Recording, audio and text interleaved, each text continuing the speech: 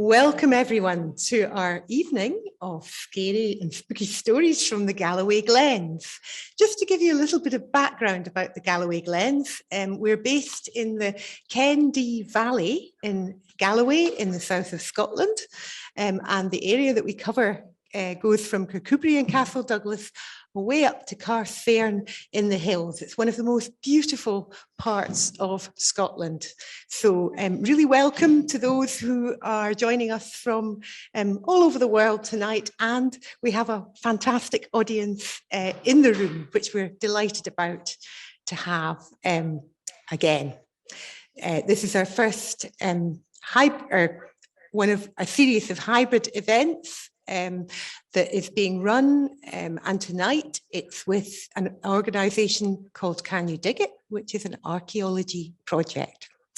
But without further ado, I would love to welcome Mostly Ghostly, who have done a lot of research into the ghost stories linked with the Galloway Glens. So over to Mostly Ghostly. Thank you so much for that lovely introduction, Jan, and thank you to our wonderful audience this evening coming along to support events like these. And it really is very special to be sharing the experience, both in terms of a live audience and our fantastic online guests. So thank you all for supporting this tonight. It really is a pleasure to be here, and it kind of instills a wee bit of a sense of hope for the year ahead, and hoping to see lots more of these kinds of events taking place. So thank you very much for inviting us as well to the Galloway Glens team and our friends at Can You Dig It. So Mostly Ghostly, we are going to give you a very brief introduction into what we do, who we are, and then we're going to crack on with some of them are spooky tales, certainly. Some of them are quite thought-provoking, and we hope that we've chosen a combination of stories that reflects this area, its rich history and heritage, in celebration of this Scotland's Year of Stories. So Mostly Ghostly, where do I start? We're going all the way back to when I was a wee girl, and I was really interested in ghosts from an early age. And I remember just being fascinated with that subject. And when I was at primary school in Dumfries at Laurie Now, I used to tell ghost stories to my friends at break times, and we would make up stories. I have to say that, hands up here. We used to make up tales, and we would gather together at break, and it was something really exciting and something to look forward to. And people often ask me, you know, did you see a ghost back then? What was it that started you off? I don't have the answer to that, but all I know is that fascination was there, and there was a great pleasure in sharing stories, but also hearing other people's stories. And I think that has certainly stayed with me throughout my life. And then starting Mostly Ghostly, I mean, that passion to discover more about the localities of Dumfries and Galloway, the alleged hauntings, the historic locations, but not just those, not the well-known necessarily, the everyday places such as roads, schools, homes, but stories and places that have extraordinary happenings associated with them. So we got together, myself and my two lovely friends here who have the pleasure of working with, and we've spent a lot of time over the years looking into Dumfries and Galloway's ghost stories, presenting our findings from some of the places that we've visited, and gathering some amazing tales from people just through some conversations as well over the years, both formally and informally. So we've done, if you like, the paranormal research side, but we've developed now into running a series of ghost and local history tours here in Dumfries and Galloway. Storytelling is our passion. We love the area that we live in and work in, and we're very keen to spread news of it and to raise its profile to everyone, essentially, and highlight Dumfries and Galloway as a destination of discovery. That's very much a compact version of what Mostly Ghostly are about, and we certainly invite you either tonight or following the event to get in touch if you would like more information about us. We would be delighted to speak to you. But I don't want to go on too long with introductions because we have got some fascinating stories for you this evening. And I'd firstly like to introduce my dear friend Mary Wood, who hails from the Glen Kens. The Glen Kens is very much in her blood. This is her home. She has lived here all of her life. So I'm going to introduce Mary. Mary's going to come and take the chair. It's a very coveted position to be in. So I'm going to invite Mary to take the chair. Enjoy your night, folks, and thanks again for your support.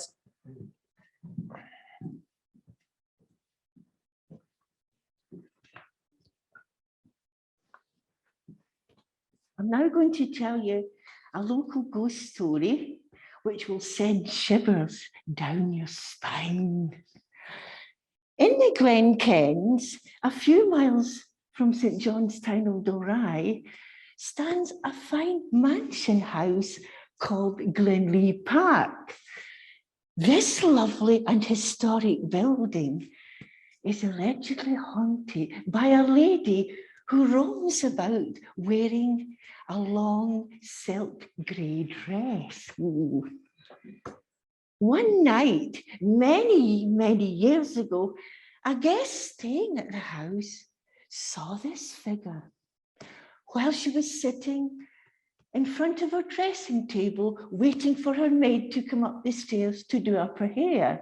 As she sat there, she got the feeling there was somebody behind her. As she continued to look, she saw the door opening in her room and the figure of a woman walked across the floor silently before disappearing through the door, which led into another dressing room. As the house was full of guests at the time, the lady began saying, oh, maybe somebody's gone into the wrong room by mistake.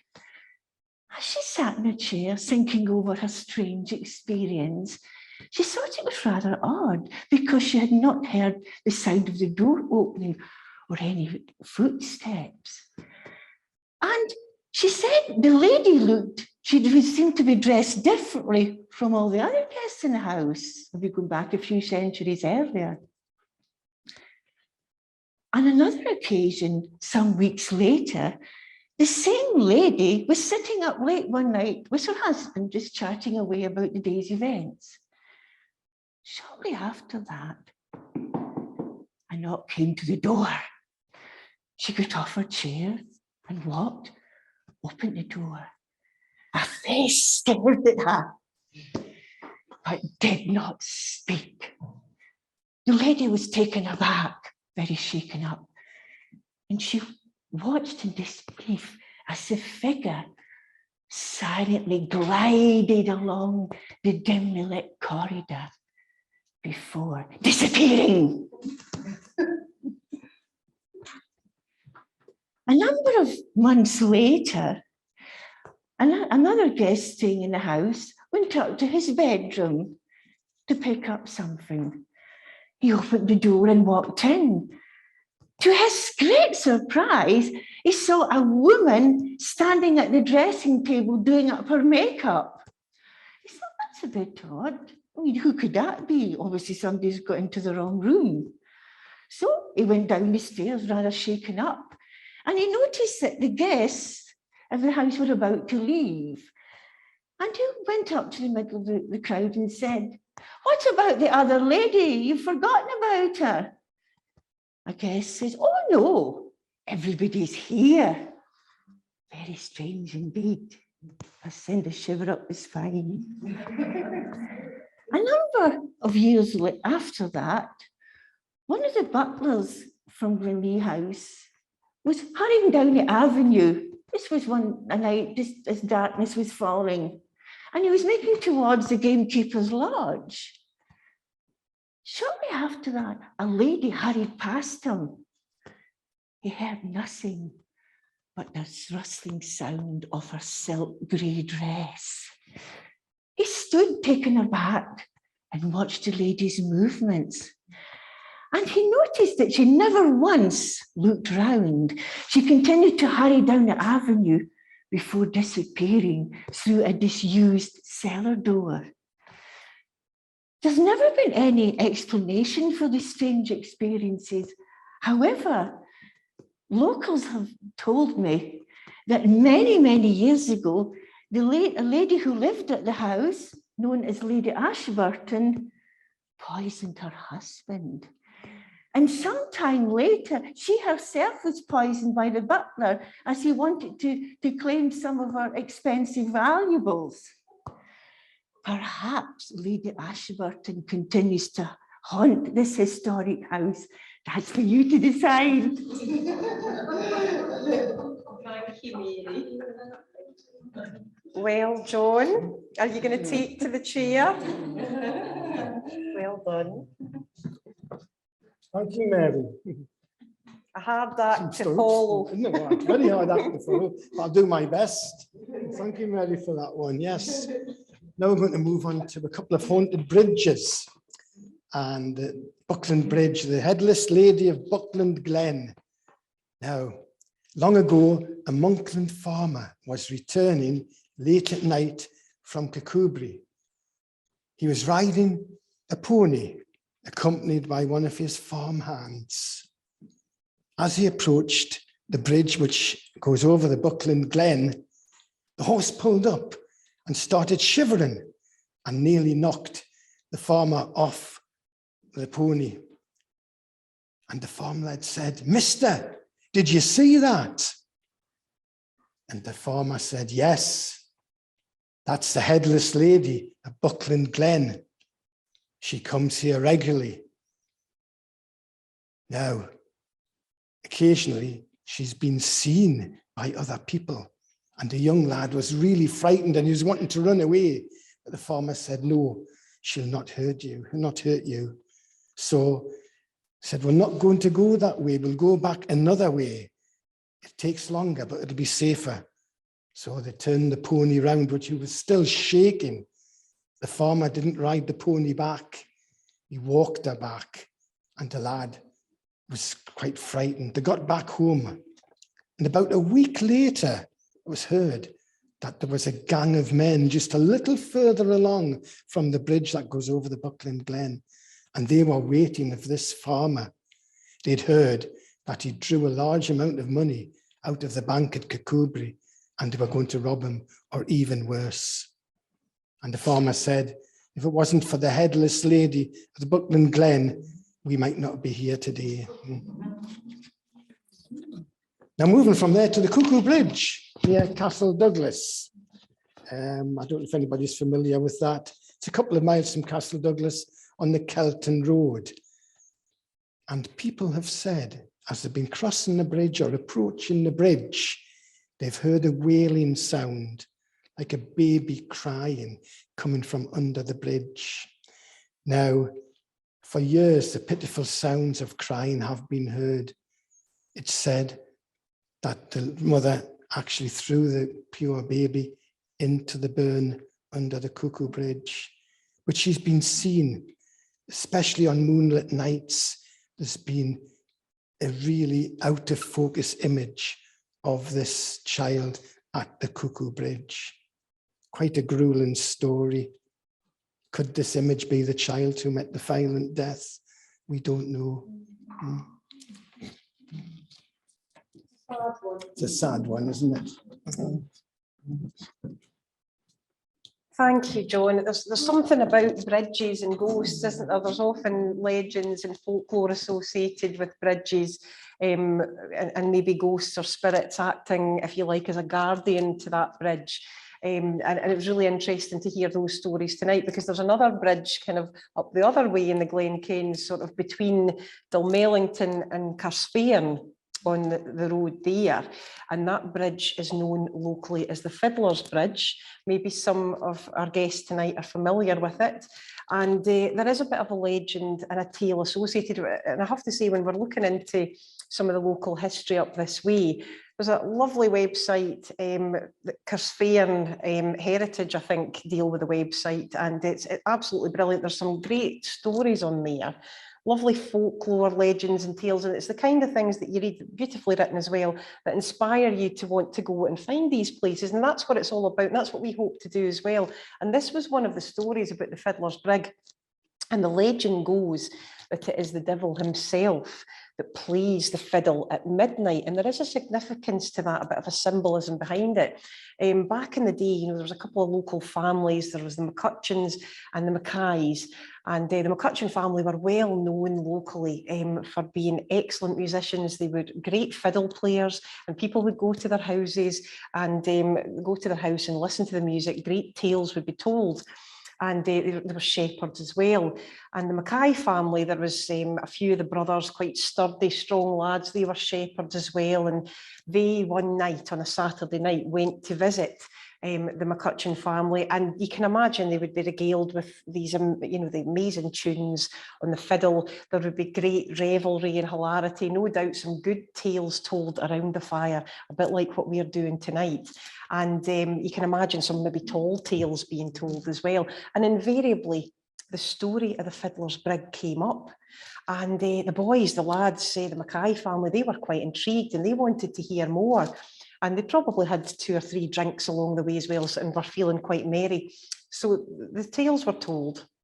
And the boys left well before midnight, because back in those days, it was not the done thing to be out after midnight on a Saturday, because then you were moving into the Sabbath time and it would be frowned upon, and it just was not the done thing at all. There was often warnings, particularly in the form of the devil playing the pipes on a Saturday night at the bridge. It doesn't really get much worse than that.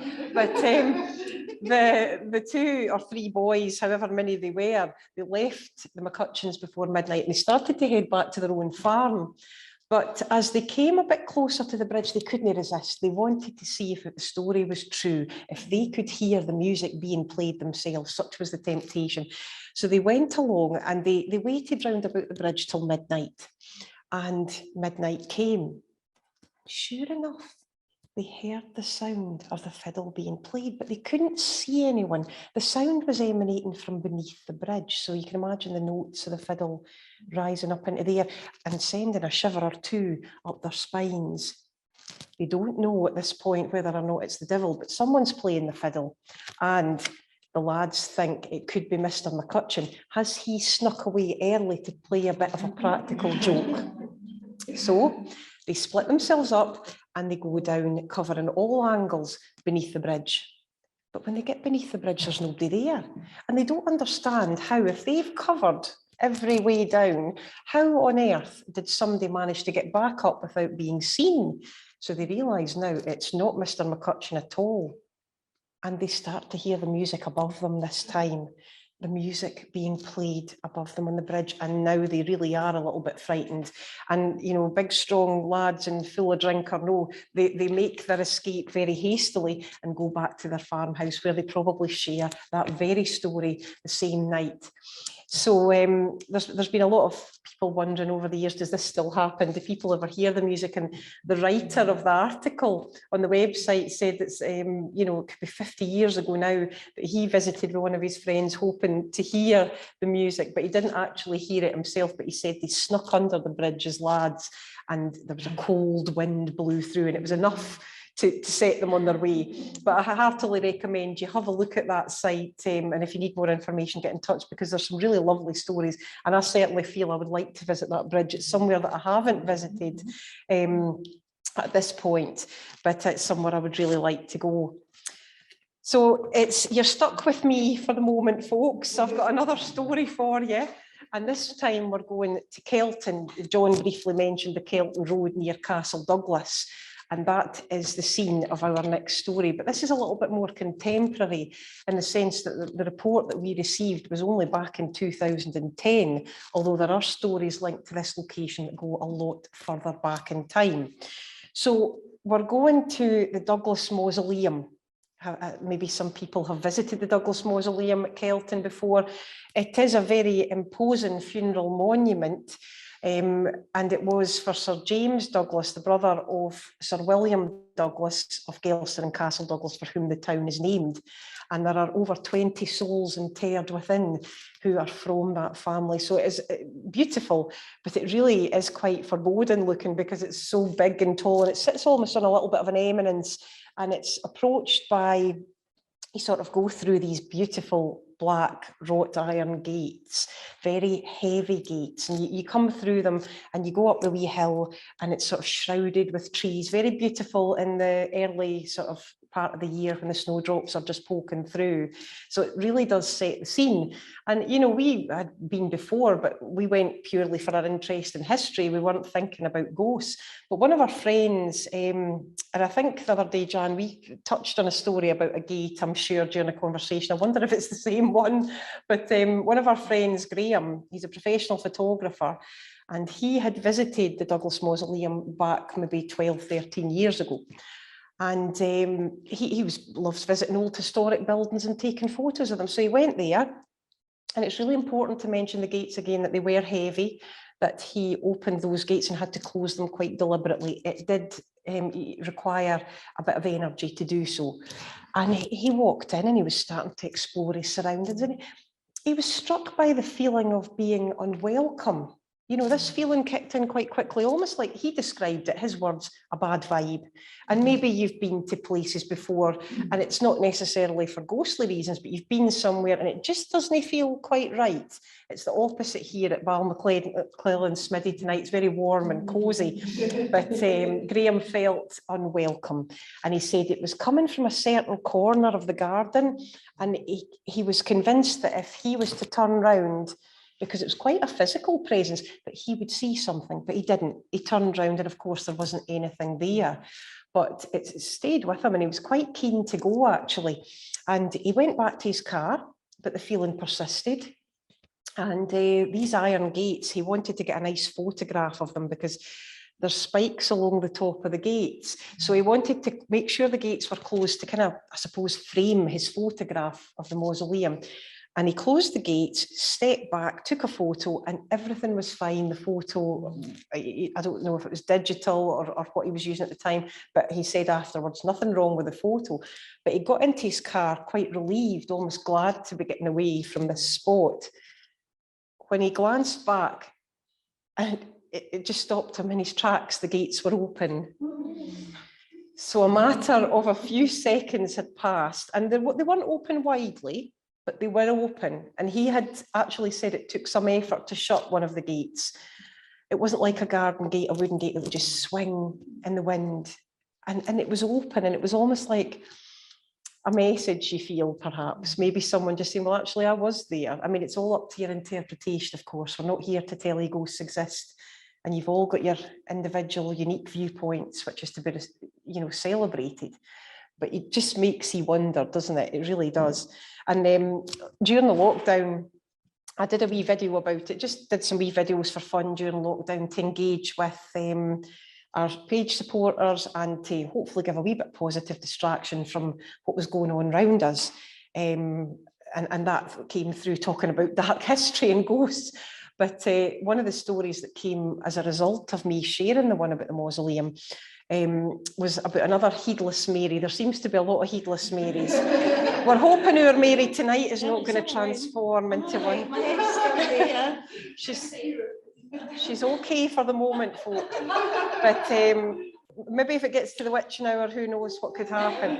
But Headless Mary is meant to be seen going along past the the Kelton Road, and is seen in the vicinity of the mausoleum. We don't know who Mary was or why she's headless. Maybe it's a partial manifestation. Maybe there's some ill fate befell the woman.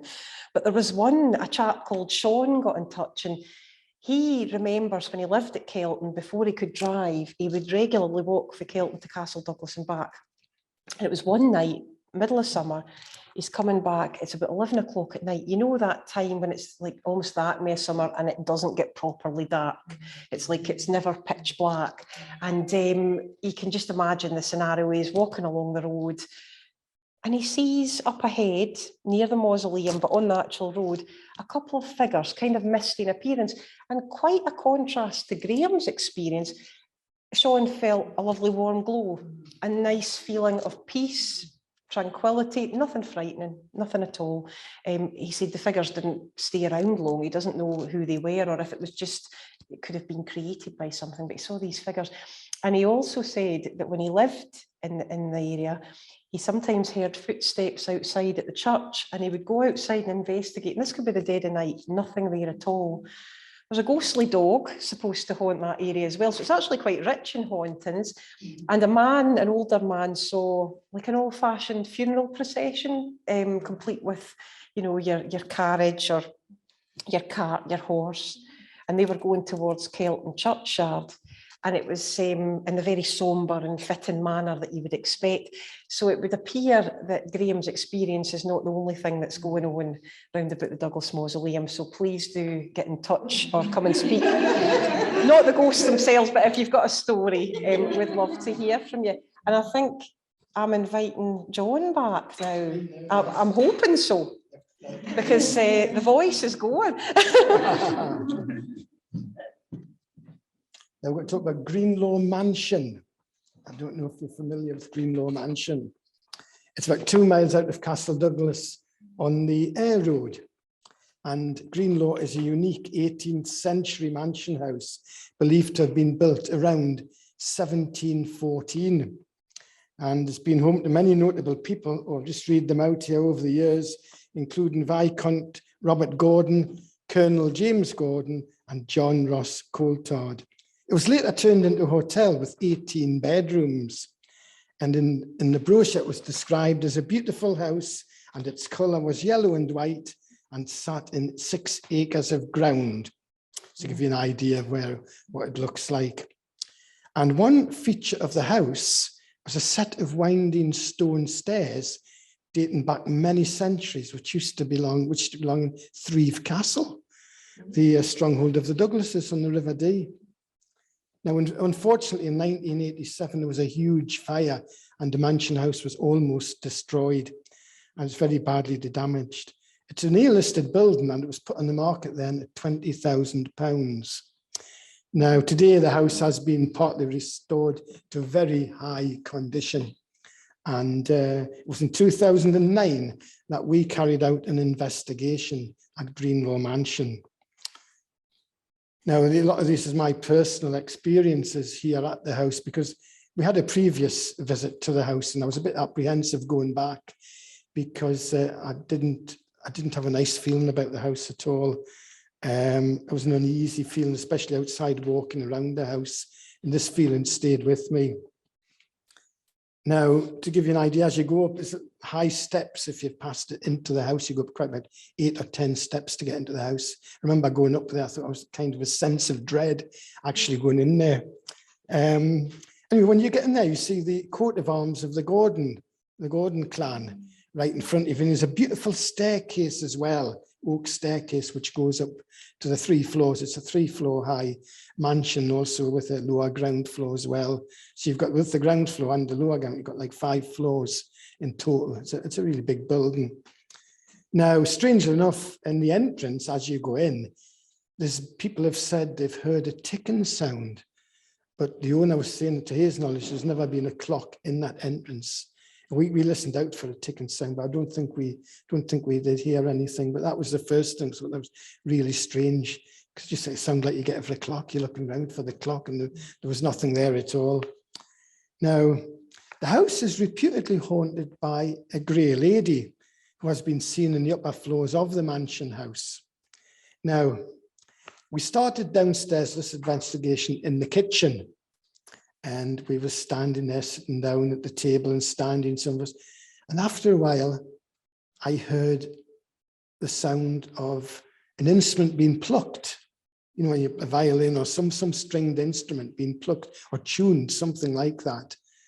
And a little later on, I heard the sound of what I described as a dinner party. You could hear the people talking in the distance and the sound of glasses tinkling, that kind of sound and music. Now, if you know a Greenlaw Mansion, there's no properties really anywhere near the mansion house. So the sound couldn't have been coming from anywhere else. But I distinctly heard this sound coming from the kitchen. Now, we moved upstairs to the 1st floor, and just get my notes here.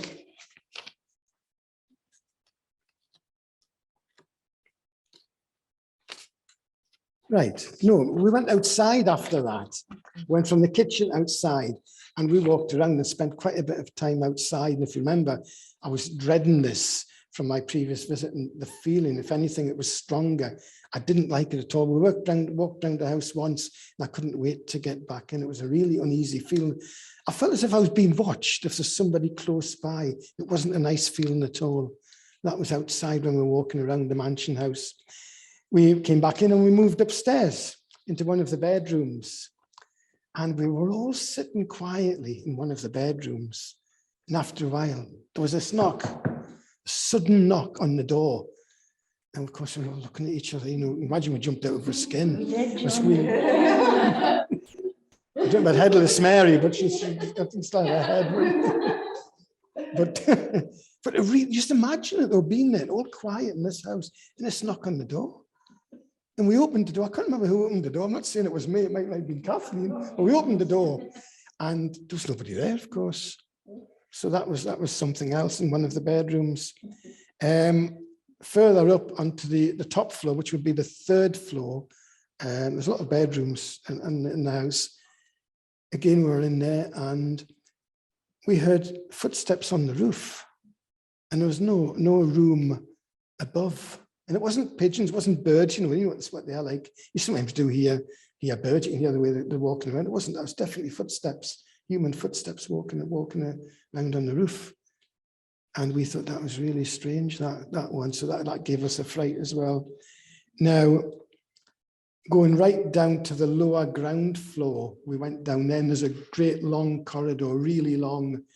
And this is where you can see the bottom of the staircase that came from Threave Castle. Stone stairs are still there. We walked up and down them. But we stood in a line, and there's 4 of us, and quite a gap between us to sort of spread out. If anything was going to come through, we would feel it, or one of us hopefully would, rather than all being together. After a while, I felt something close to me, and I actually felt the warm breath on my face, and I kind of froze a bit. It was really warm, and it wasn't anybody. It was nobody next to me. There's a big long gap. Again, that's something else that I'll not forget. So that's my experiences at Greenlaw Mansion. Yeah.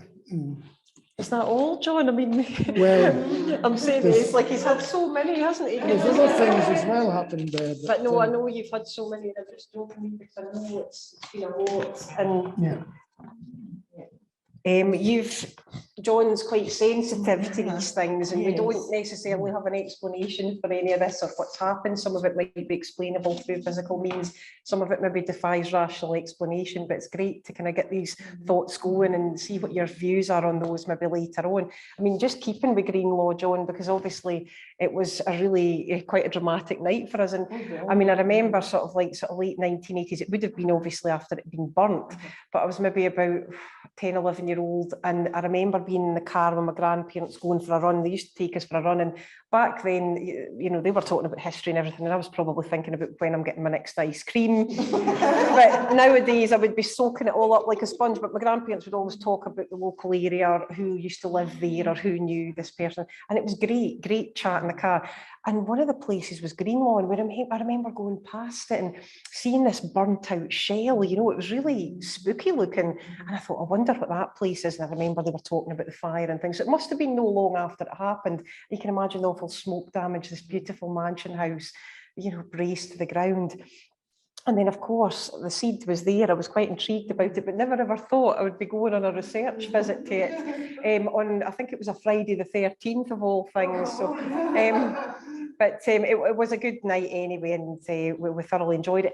But in terms of experiences that were reported there, might be interesting to tie in with John's dinner party. The owner at the time had also heard on a different occasion the sounds of a dinner party, just like John said, glasses chinking, maybe a little bit of laughter or light conversation. And it was very, very similar. He also spoke, and he was quite happy to share these experiences with us and for us to speak about them as we have in the past. And he talked about one occasion where a man had come to fix the wheel on the tractor, and he was sorting some paperwork at the time in his office, and there was a chap at the door, and there was a hello, you know, it was a female voice, and he thought, well, I'm not expecting anybody to call except for the fella to fix the tractor. He says, I'll just be a minute. And he's sorting his paperwork, and he hears the voice again. He says it was very distinctly female and distinctly Scottish. And it was just this, hello, again. And he says, it's all right, just come in. I'll just be a wee minute. And then he went through, there was nobody there, but there was nobody outside either. And he just wondered if the man had maybe come up with his partner or something like that. But the tractor man arrived maybe 10, 15 minutes later, completely oblivious, leaving the owner of the house quite perplexed. And he heard it again not long after. It was a meal time. I think it was tea time. They were sitting around, him and his family, having a bite to eat. And he heard her voice again. He heard this, hello. And he's like, this time I'm not going to say anything. I'm just going to see, because if anyone has ever been in a position where you've had an experience that you can't explain, you often maybe want somebody else to experience it, maybe so that you don't feel that you're on your own with that, maybe just to validate it. I don't know, but it's sometimes good if you have an independent witness. And at this point, his partner said, did you hear that? I've just heard a female voice, very Scottish accent.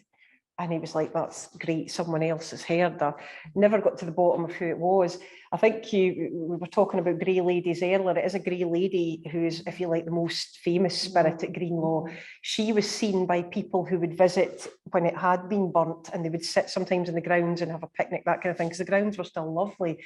And they would look at the forlorn shell that was Greenlaw Mansion. And now and again, they would see a tall female walking, but just from the knees up. So it makes you wonder, was she walking on a floor where there was no floor because of the fire, or was it a recording apparition, something for the past? John talked about the roof and how we thought we heard footsteps. We don't know what was causing them. It's not a sound that you have to really think about, you just know it. And it seemed to be coming for the roof. We discovered later that a previous owner used to have wee kind of gatherings up on the roof because it was flat. So they'd sit out in the summertime, and there was maybe children up on the roof, possibly nothing to do with what we experienced, but it was a wee bit of evidence, if you like, worth considering. But what happened to one of my colleagues at the time was quite incredible. And there was a child's bedroom. I can only describe it as being very pretty and pink and fluffy. And the wee girl that had the room, she loved pink, she loved sparkly things, and it was a lovely child's room. It was just friendly and welcoming, and you could tell this wee girl loved her room. And we were invited to look around the house before we started our research proper, and we would just go a wander to sort of orientate ourselves, because it's such a big place, and you kind of had to find out where you were going. And we walked into the wee girl's room. She was downstairs with her family, and the room was just as I described. But for my colleague who was with us at the time, it was an entirely different experience. When he walked into that room, there was no pink and fluffy things. It was transformed into a drab, windowless box room. It was very grey walls. He thought they were grey anyway. He said there was a bed in the corner, a single bed, I think, and there was a dressing table up close to the wall where the slope of the roof, or not the roof, but there was a slope there on the house. And he saw at the dressing table, there was one of those old sets, you know, where people would have like a comb and a mirror and a brush, that kind of thing. And there was a lady or a girl sitting there on a stool at this dressing table. He couldn't see her face. There was no movement from her. There was no interaction. He said it was like walking into a picture. The only splash of light and colour in the room was a patchwork quilt or a cover, maybe a throw, a bedspread that was laying across it. But everything else very dull. He said even the door was in a different position. So the door we walked in was no longer there. The door was in a different area, sort of adjacent to us. Now, one interesting point he made was that when he was experiencing this, he wasn't aware of the rest of the group. It was almost like he'd zoned out of where he was with us. He couldn't see us or hear us. And just for this brief moment, he gets all this detail, and he was quite amazed by it. And he was a wee bit kind of, I suppose, unnerved a little bit as well, but more fascinated, I think, because it wasn't frightening as such. It was just something really strange and disorienting. We found out this would be an area where the servants of the day would have stayed. There was a room there at the time that didn't have windows. I think there was possibly windows. I can't remember exactly, such a big place, but I think there maybe was a window in it nowadays. But at one time it didn't have any. So again, there was little things that tied together. So I wanted to highlight that because it wasn't like just hearing or feeling something, it was seeing something, and there was no interaction. So it was almost like whoever was in this image or slip or whatever you want to call it was completely unaware of us. It was just like going into a picture, a moment caught in time. And I dare say, I think there are quite a lot of theories about that kind of thing. So that was quite incredible. So Greenlaw Mansion, yes, lots of things going on there. I'm not sure about these days, but it certainly looks the part. And I'd imagine a lot of these stories are not in any way, the things that happen aren't necessarily dark or scary or anything like that. It's just maybe people from the past, maybe people who were connected to it, who loved it so much, maybe they didn't want to leave, or maybe they had an experience that wasn't the best. And some of that has left a trace, an echo of the past that only certain people under certain conditions are able to witness. I mean, I didn't really see or feel an awful lot myself when I was there. I'm not particularly sensitive to these kinds of things, but I did hear those footsteps, and I think what struck me about them was they were so clear. It wasn't like you're having to strain your ears to hear them. They were a little bit muffled, almost like when you're walking on a carpeted floor, but there was nothing else above us. We checked with the owner of the house at the time. Where was he? Where was his family? Had any of the wee ones run up? Or he said, no, we're just kind of sitting in the living room, basically, just waiting to hear what you're finding out. So it was a fascinating visit. I'd love to visit again if I ever got the chance. And I think it's worthy of highlighting just purely because it's a place that probably many of you will pass by when you're going to Castle Douglas. You'll glance across the rugby pitch and see it set back. And to think it's got those old stairs from Threave Castle. If objects can maybe carry something as well, it makes you wonder. Now I'm going to hand on from ghost stories to the very powerful and dark and very topical subject of witchcraft. And Mary's going to take us through a local case.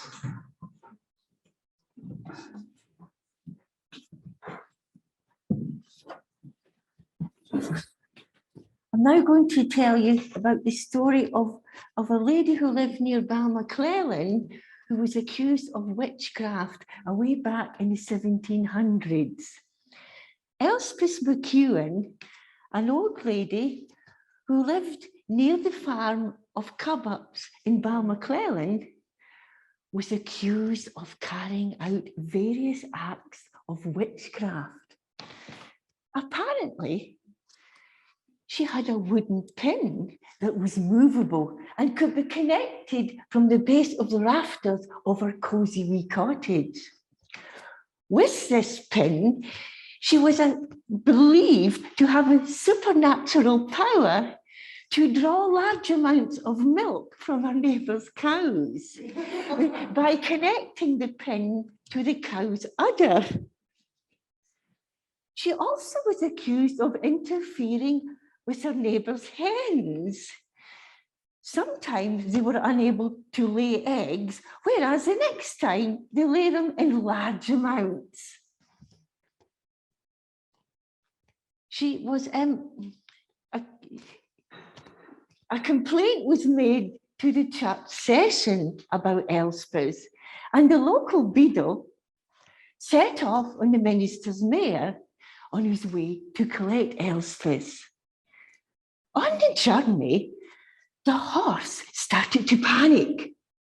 And not only that, it began to sweat drops of blood at the top of the hill near the manse, which is better known as Bloody Brae. Elspeth was sent to the church session where she appeared and had to explain our witchcraft acts. She was found guilty after appearing at the trial with the Privy Council on the 26th of July that year. After being examined, she was taken to Kirkcudbright Tolbooth, where she was imprisoned for 2 years. She was so cruelly treated, she begged her tormentors to end her life, as her life became so unbearable. After appearing on trial with the Privy Council on the 26th of July, 1698, she was sentenced to death. On the 26th of August that same year, she was strangled and burnt in a place which is now known as Silver Craigs Park. Elspeth became one of the better known Galloway witches. And if you go into Balmaclellan churchyard, there's actually a witch's stone. And that's supposed to be where Elspeth is buried. A very dark tale. Thank you. Time, John. Maybe just. I'm just checking how we are for time, folks, because we can get carried away quite easily, and we hope you're enjoying your evening so far. Are we okay at the moment for another story? We've not got much more. If you, I mean, well, we have actually, but we're trying to rein ourselves in, folks. But no, Mary, you told that so well, because the thing is, when you're first talking about Elspeth and you're talking about these absolutely, it's like ridiculous accusations, it's almost laughable, the accusation, but then the darkness kicks in when you realise that such accusations led to this awful injustice that was meted out on people like Elspeth and many other women and men in some cases too. It's important to mention that, but predominantly women who suffered during those awful times. And I visited at the churchyard last year and thoroughly enjoyed the visit and looked for the stone, and it made me wonder, you know, is it possible that Elspeth might be there? But whether she is or not, it's a place where maybe people can pass by and pay their respects to her and maybe feel inspired to learn more about her story. And when Mary said she was going to be talking about that, because it is a very famous case locally, there's no question about it. But I felt that I wanted to maybe look into a little bit more about Kirkcudbright Tollbooth and what had gone on there in relation to another group of women. So I just want to touch on that for you tonight. And it came up really just a few weeks ago. We were at Dumfries Museum and we were helping a young lad out there. We'd been invited to help him with a media project with a course, and he was looking into some of the history of the darker artefacts at the museum, and any excuse to go to the Dumfries Museum, it's great. And we had a lovely time, and we were looking at some of these things, and one of them that we were talking about was a witchcraft letter, and this goes back to 1671, and it's a letter from Kirkcudbright, and it's an order that the magistrates of Dumfries hand over a number of women to be taken away to Kirkcudbright Tollbooth. They were suspected of witchcraft. And their names were Janet Hewitt, Margaret Fleming, Bessie Payne, Margaret McGuffock and Grizzle McNee. And there was 5 women out of a suspected, there was 8 in fact, but 5 were to be taken to the toll booth. And the women appeared at an assize in Dumfries, and the steward deputy at Kirkcudbright ordered that the magistrates of Dumfries hand them over. Now, this is a quote, a footnote from that letter, which I just want to read to you. I find this quite chilling. Cause your officers to tie them with small cords and let them be delivered to the bearer at the Brig End, which was the Maxwelton side of the old bridge, the Devergill and Dumfries, by the sun rising upon Thursday morning, 6th of June, 1671. And you wonder what the women were feeling at that point when they were to go to this meeting at sunrise, to be transported to the toll booth, the sort of thoughts going through their minds, the fear, you know, wondering what fate awaited them, that journey even in itself, what it might have been like, very intimidating. And then to arrive at the toll booth, which is a striking, beautiful building, but of course it has this very dark history as part of its, you know, part of its past there, and it's very, very much worth visiting. But there is little information about the women, I have to say, apart from Bessie Payne. There is quite a bit on her, but it would seem that Bessie was charged with accusations such as charming cows, oxen, this kind of thing, healing or attempting to heal adults and children. But it seems that healing cattle was a bit of a speciality for her in her day, because she was actually invited by many people, probably far and wide. She had a reputation as being a healer. If someone had a problem with her cow, if it wasn't given milk, or maybe there was some other illness, they would call upon Bessie and she would come and do whatever she did, and this was supposed to help them. And, you know, there was a lot of good reports essentially about what she did. Her reputation as a healer was high. However, well, there was also with children, a couple of parents actually got in touch, 2 fathers got in touch with her, having exhausted all everyday means to come and help their children. But in one of the cases, the mother was so frightened of the ritual that was to take place that she refused to let Bessie treat the child. So the child actually ended up being ill for quite a bit longer. But isn't it always the way, you know, everyone wants to know you when you're doing well? And that was the situation with Bessie. When her healings were working, everyone wanted her. But if the natural course of events took place, if she could not perform miracles, and how could she? Then it was a different story. This lady might have been a very knowledgeable herbalist. She might have had a way about her that just calmed people into a sense that they were able to let the natural healing process take place. She maybe put people at their ease. Maybe she got lucky sometimes as well. We don't know. There could be any number of reasons people would just get better naturally as well. But of course, for everyone that didn't, there would be others whose illness might linger. That illness might lead to death. And if that happened, rather than saying to Bessie, well, thank you for helping us, we know you've tried, that finger of blame and accusation would be pointed in her direction. And it's very, very sad indeed. We know that some of the other women were released the following year.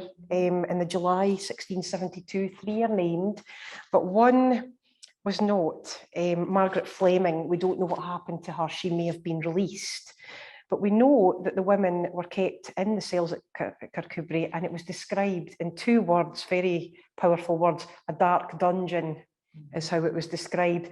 And when you think of it, you think of darkness, not just the absence of light, but the absence of hope for those that were there, because they were in awful conditions. No doubt their mental health was deteriorating. They had nothing of comfort, nothing of nutrition. There is a description here, a most miserable condition, being always at the point of starving, having nothing of their own, nor nothing allowed them for their sustenance. And I think that conjures up a very dark but very real picture, because this was the reality, of course, for many souls who found themselves in that most unenviable position. And for some, like the ladies we mentioned, they weren't executed, but did that stigma hang over them for the rest of their lives? Were their families stigmatized? Maybe people talked about them. So what happened to Bessie?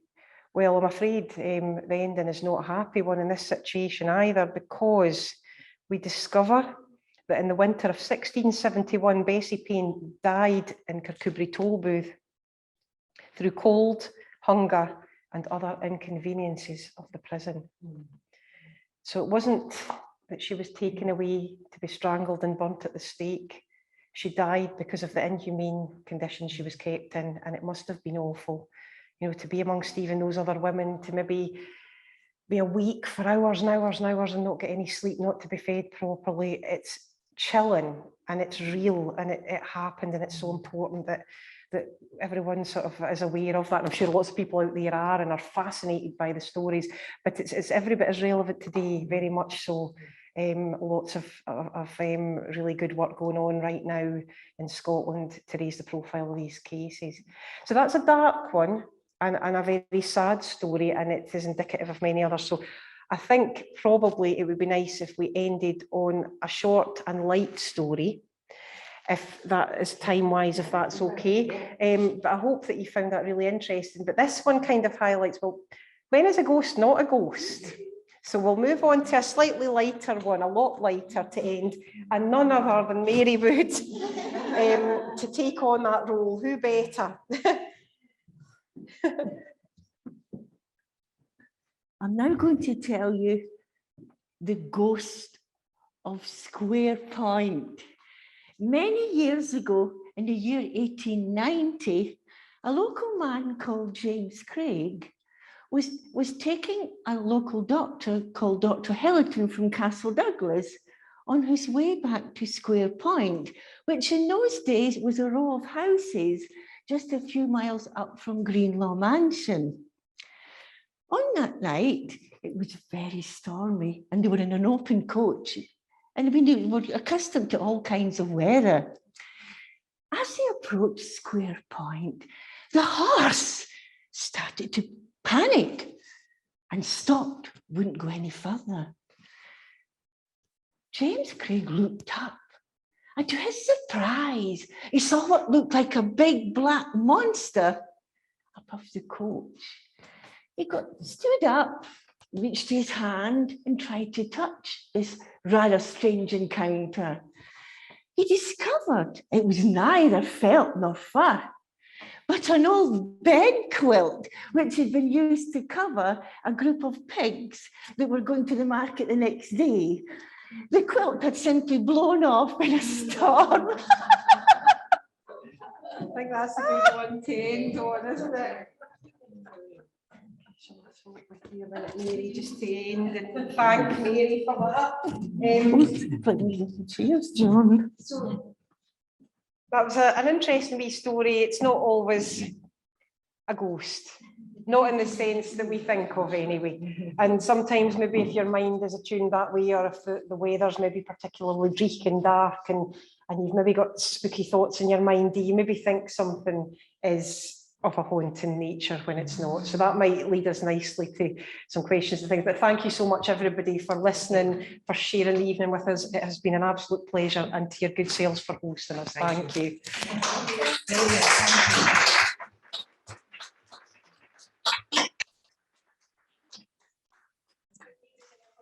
Yeah.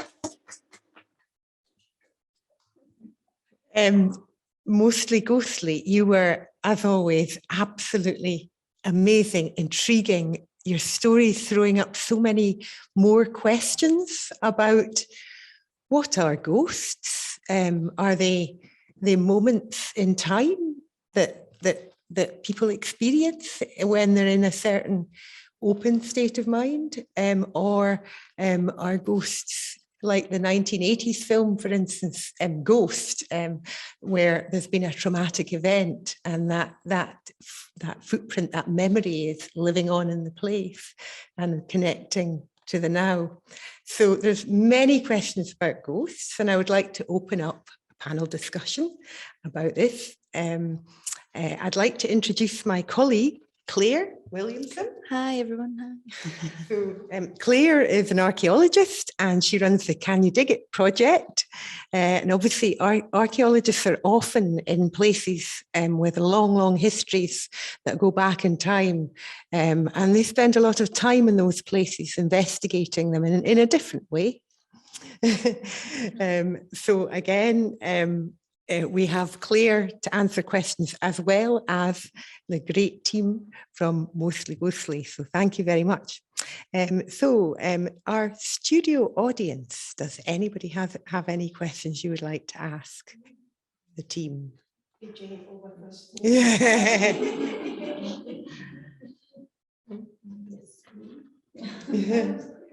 Sorry, I mean, it's question as such, it's just sort of thinking about it. You know, what are ghosts? And I think some of the stories there, John's ones particularly, it's almost, it's this kind of almost like a mini time warp in a way. And the one, sorry, yes, where the guy was in the room and it was all grey and there was just a splash of colour and there was a woman sitting there, as if he stepped into another time zone. And is something happening with time that's creating that situation as well? You know, I know we don't have the answers, but it's just intriguing. So can I pass over to Kathleen and John and Mary? What would you say to that? What's your feeling about that? I'm glad you mentioned it, actually, because the time slip thing is something that we've considered over the years, whether and through personal experiences and like John had another experience one time that we can maybe talk about another time. But it involved John feeling very frightened by something he had seen, which was possibly a spirit, and the spirit appearing very frightened at what she had seen, both people frightened.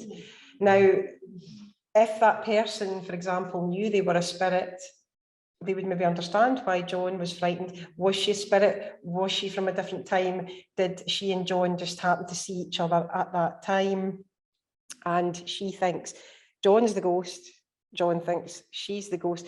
It's just, I mean, I'm not maybe explaining it very well. John, when you tell a story, obviously explain it brilliantly, but, you know, without going into all, but we were in another mansion house, actually, and I cut the story very short, but the main point is there was a lady lying in a bed.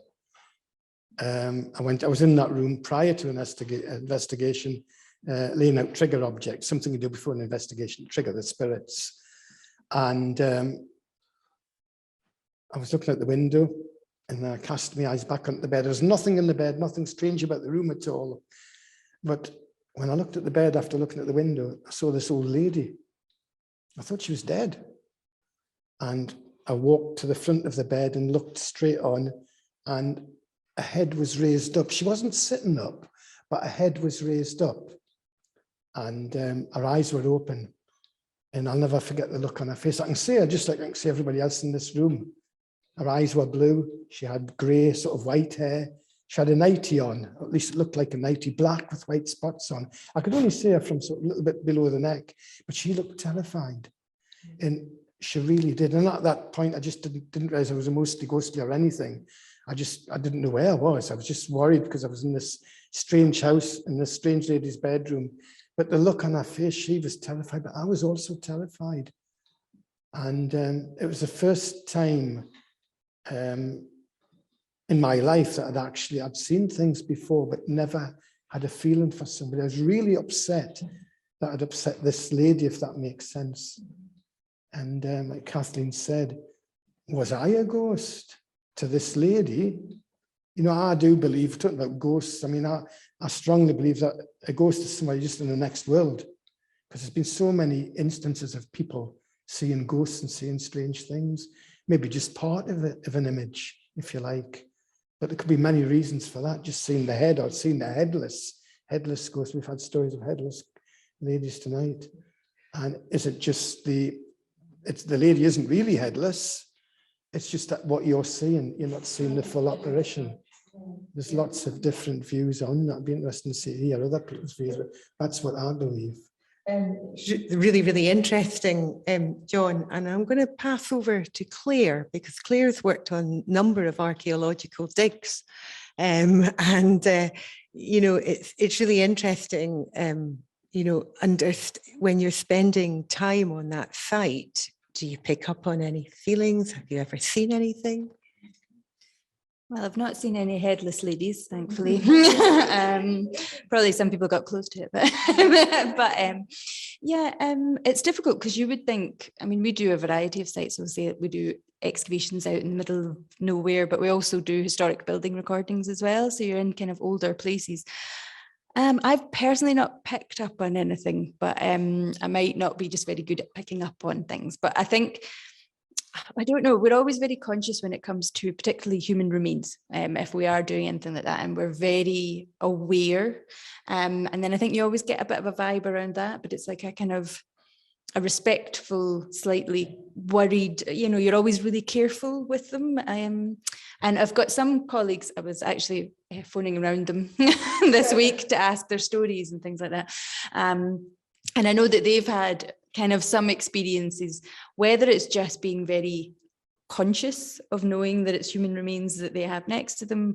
But I know one person, there's like a row, Laura, name and shame, and there's a row at the back of the finds room that she always feels like she doesn't want to go down it alone. She says it's right at the back because it's kind of in rows of big tall shelves up to the ceiling, because she always feels that there's somebody back there, like as if there's a kind of feeling like somebody's, and apparently that is where we do have some human remains in a box at the back kind of thing, temporarily stored. So so she gets vibes as well like that. And so it's difficult. And I've heard stories about old buildings, but I've not experienced them yet. But it's difficult because obviously if we go into something, we know the history quite often, so how much that would feed in to your experience as well, when you know if it's got a kind of violent history or something like that, it's difficult to know. But yeah, pass that. Thank you very much. I'm going to come back to the live audience in a minute, but we have a question here about the local area. It's from Swanee, and they're asking, hello, have you been to the Gala Wood at the top of the hill behind Ingleston Farm at Twynham, where they hang the prisoners, and there is a marsh behind the wood. Behind the wood, which is bottomless, where their bodies were Pumed. Have you heard? That? Not been, but we want to. Yes, absolutely. Oh, that sounds like a really incredible place, actually. It's Yes. something, I mean, have you heard of it, Mary? No, I haven't, but I mean, I know the area well. It's not one that's come up for us before, I have to say.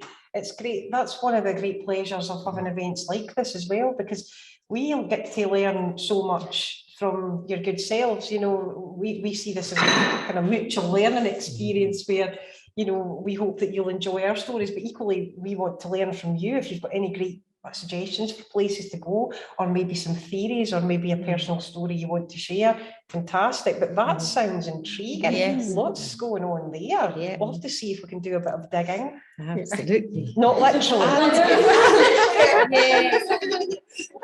Yeah, that's your job. I think you'll both be digging. There's Gallow's Slot as well at Carlin. Yes, yes. That's another one, and apparently that used to be related to the Douglas family. It's was. a name on a map that I spotted right away, because you would. And there is a story that when they built in the current road, that is kind of curved round, that they found old skeletons because they buried them right at the spot of the gallows.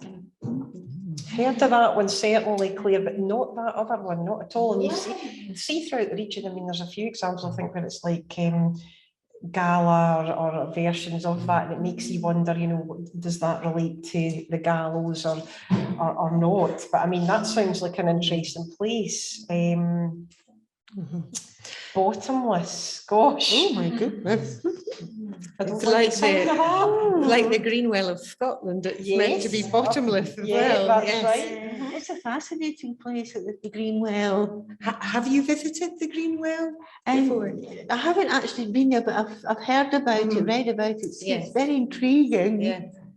I would like to see it sometime. That's another wee trip. Yes, we'll venture up there someday.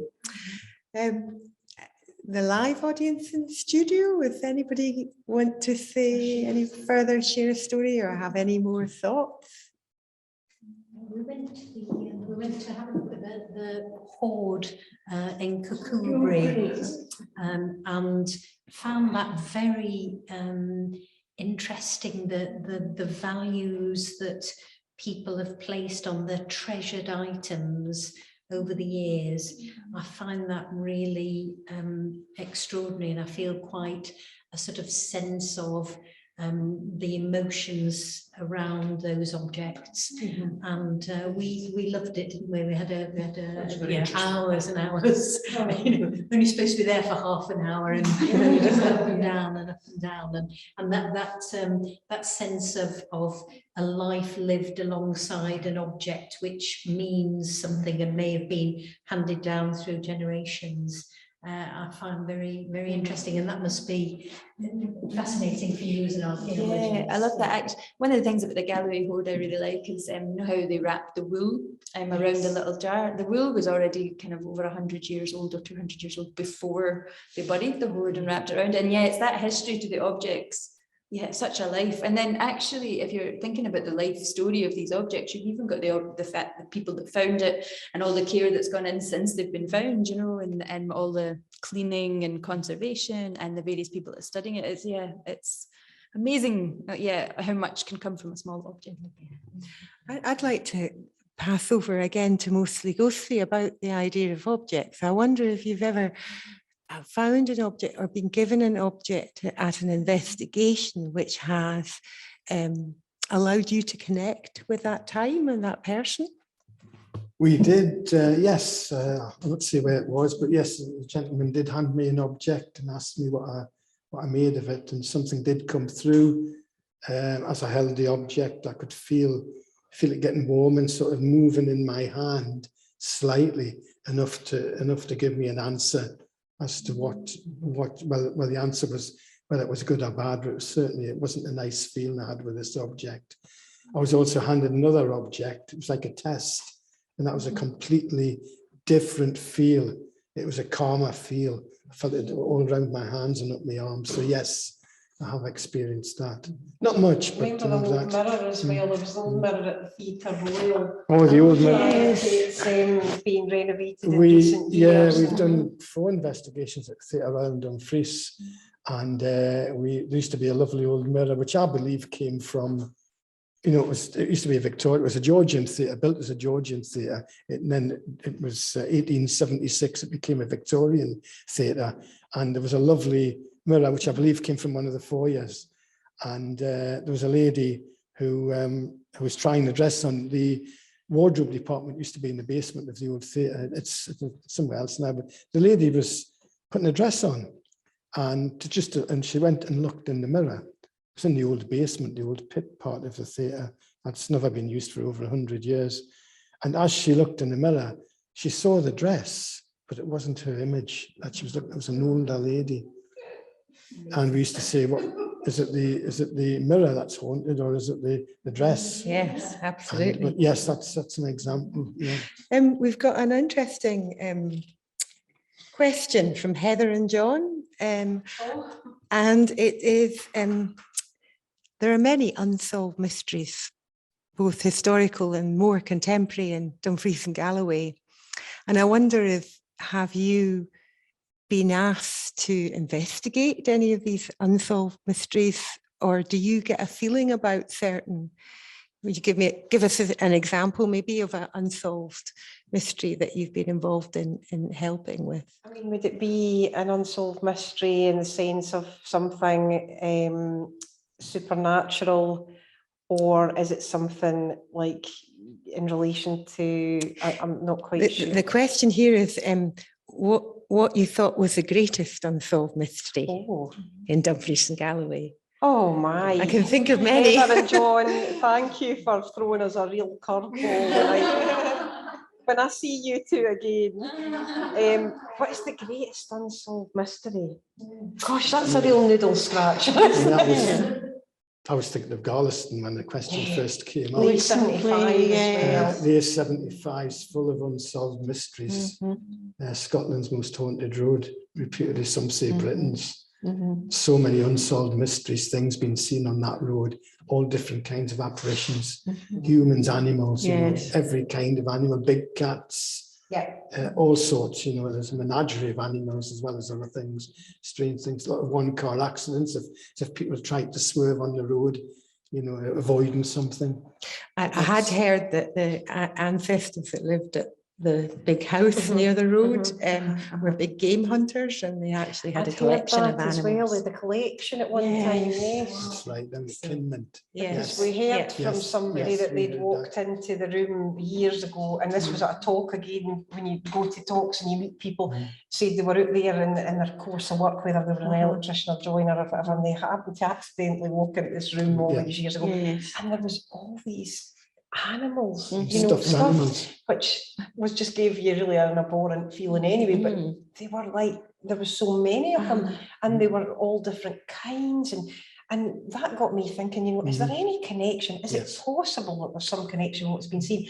But it's a very difficult question, one we'll have to discuss when we speak in a bit more detail, but I think in part anyway, in terms of the ghostly side, for me in Dumfries and Galloway, that is definitely one that I'd love to get to the bottom of, is in why there are so many different kinds of apparitions seen on that road.